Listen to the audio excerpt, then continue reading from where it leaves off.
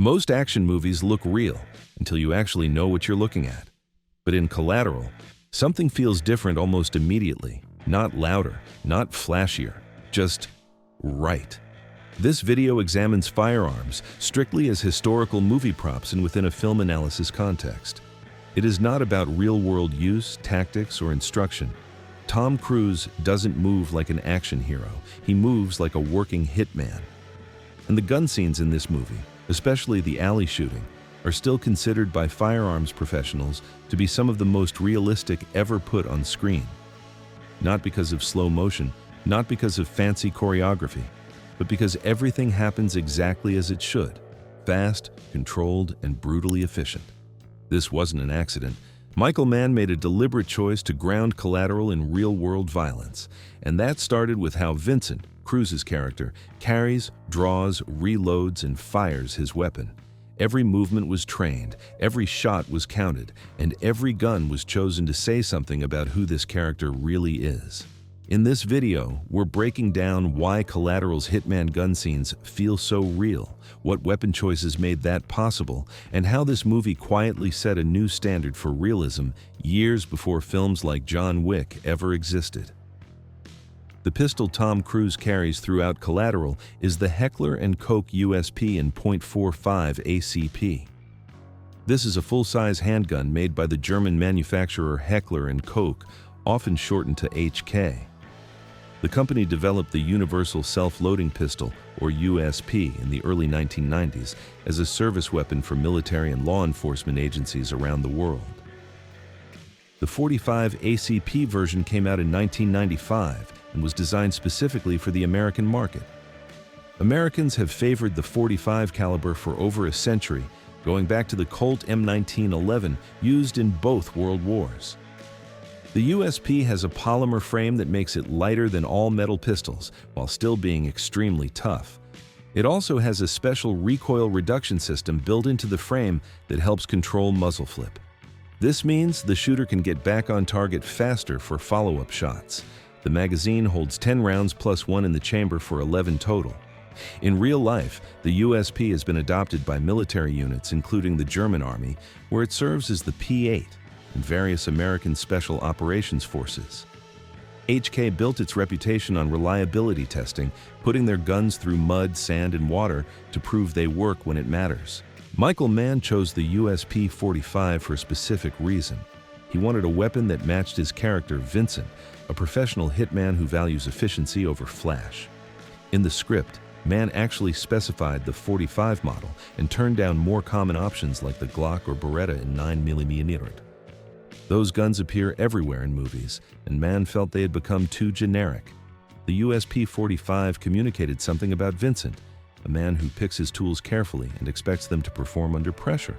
Mann described it as a weapon that reflects extreme violence of action, which fits a character who kills quickly and moves on without hesitation. If you notice when movies nail the details or completely miss them, this is the kind of channel to subscribe to. Here is where the film gets interesting from a production standpoint. The USP 45 is roughly 8 inches long, which makes it a large handgun to hide under a suit jacket. Vincent wears a tailored gray suit throughout the movie and carries the pistol in a shoulder holster. Some firearms experts have pointed out that concealing a gun this size would be difficult in real life, especially while moving the way Vincent does.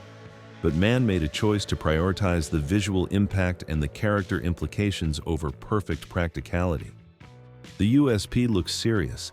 It looks like something a professional would carry, and on camera, that matters more than whether an actual hitman would pick something smaller. The film also features a second handgun for Vincent, a suppressed Ruger Mark II in .22 long rifle. This shows up early in the movie for a quiet assassination.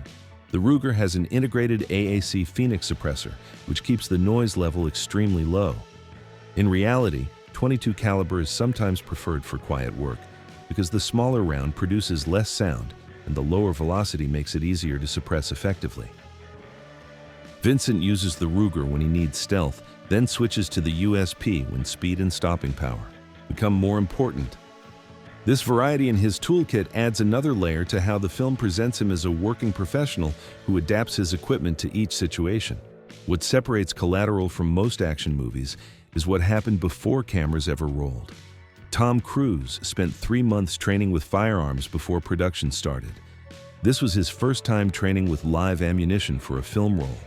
His instructors included Mick Gould, a former British SAS operator, along with LAPD SWAT team members who specialized in close quarters combat. Gould later said in interviews that he trained Cruise as if the actor had 8 to 12 years of special forces experience. They used real bullets during practice because blanks change how a gun feels and how a person reacts to firing it. The goal was to build muscle memory so deep that Cruise would handle the weapon instinctively rather than having to think about each movement. This training shows up on screen in ways that you notice even if you cannot name exactly what looks right. Cruise draws the USP from his holster in under 1.5 seconds. His grip, stance, and trigger control all look correct. He reloads smoothly without looking down at the gun. These details might seem small, but they accumulate into an overall impression of competence that you feel watching the film. Patrick McNamara, a firearms instructor and former special operations soldier, analyzed Cruise's performance and described it as textbook.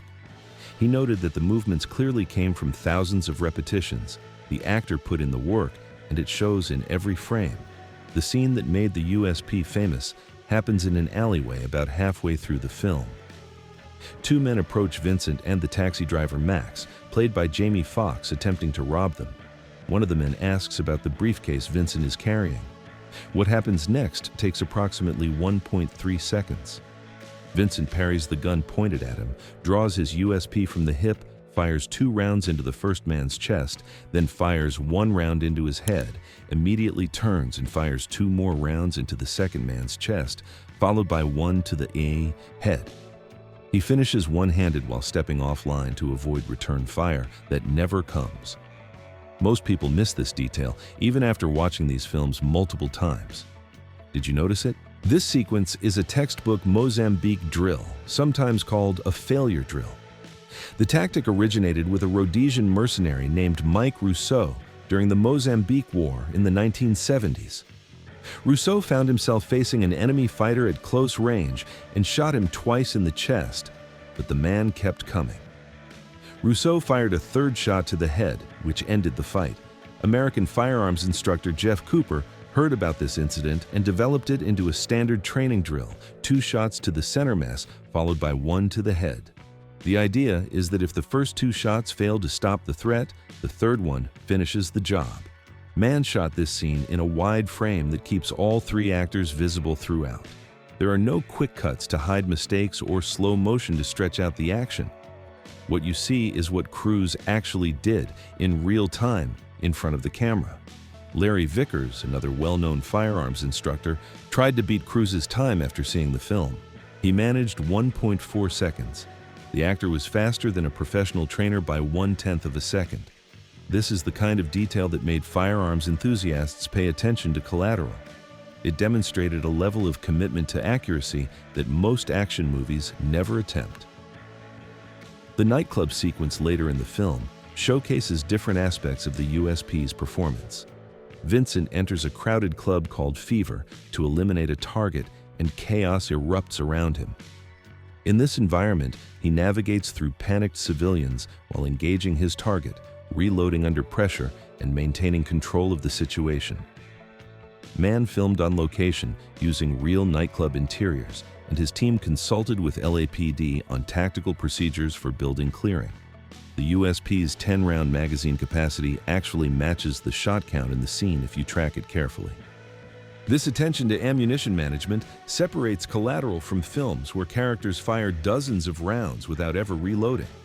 The digital cinematography plays a major role in how the USP appears on screen. Mann used Thompson Viper cameras, making Collateral one of the first major Hollywood features shot primarily in high-definition digital. This technology captured the low light conditions of nighttime Los Angeles in a way that film stock could not match. The city glows in the background of almost every exterior shot, and the pistol stands out sharply against this urban environment. Muzzle flash from the blank-firing USPs used during shooting appears bright and aggressive, emphasizing the power of the .45 caliber round. Mann later described this visual approach as creating a glowing urban environment that feels lived in and real. Sound design contributed equally to the film's authenticity. Mann has built his reputation partly on using undubbed gunshots captured on set rather than sound effects added in post-production. For Collateral, sound designer Elliot Koretz recorded actual USP firings to create the audio heard in the finished film. These gunshots have weight and resonance that stock sound effects lack. They echo off buildings and ring in enclosed spaces the way real gunfire does. Many action films use generic gun sounds that could belong to any weapon, but Collateral lets you hear the specific character of the USP-45. The report is deeper and more percussive than a 9mm would produce, which matches what you see on screen. Comparing Collateral to other films helps illustrate what Mann achieved. His earlier film Heat from 1995 is often cited as a benchmark for realistic gunplay, particularly in its famous street shootout. Collateral builds on that foundation with actor-specific training that went deeper than previous productions. The John Wick franchise, which started in 2014, took a more stylized approach where the choreography resembles martial arts. Keanu Reeves clearly trained extensively, but the aesthetic is balletic rather than procedural. Cruise's movements in Collateral look like a professional going through practiced motions without flourish.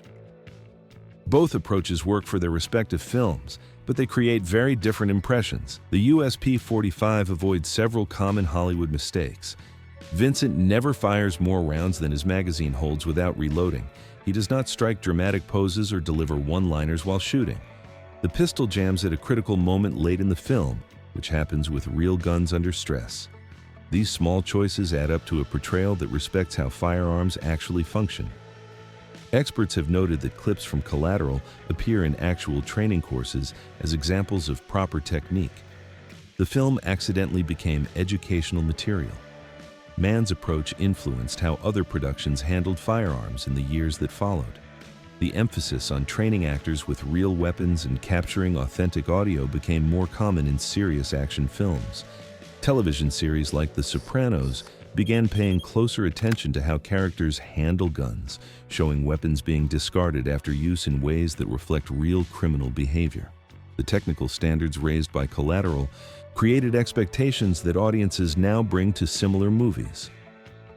The selection of the Heckler & Koch USP-45 for Collateral represents a creative decision that paid off in every aspect of the production. It gave Tom Cruise a distinctive prop that photographed well and sounded impressive. It provided firearms enthusiasts with accurate details to appreciate. It helped build a character through equipment choice rather than dialogue. And it anchored the film in a physical reality that makes the violence feel consequential rather than cartoonish.